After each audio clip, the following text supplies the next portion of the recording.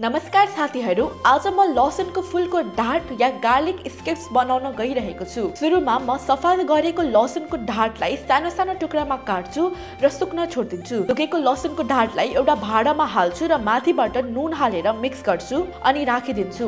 अब एउटा कराईमा मसलाहरू हाल्छु र चलाउँछु। त्यसपछि सोया सस र पानी हालेर उमाल्छु। उम्लिसकेपछि त्यसलाई एउटा भाँडामा हाल्छु। अब एउटा सिसाको भाँडामा अघि राखेको लसुनको डाँठलाई हाल्छु। त्यसको माथिबाट खुर्सानी र अदुवा पनि हाल्छु। त्यसपछि उमालेको सोयालाई त्यसभित्र हाल्छु र भिनेगर पनि हालेर राखिदिन्छु। अब पानी र तेल भएको कराईमा म लसुनको नकाटेको डाँठ हाल्छु। एकछिन चलाएर त्यसलाई चिसो पानीमा हाल्छु। अब त्यसलाई दुई फ्याक पारेर एउटा भाँडामा राख्छु र त्यसमाथि अब चिली पेस्ट हाल्छु र मिक्स गर्छु। अब म कराईमा अन्डा र बोडीलाई पकाउँछु।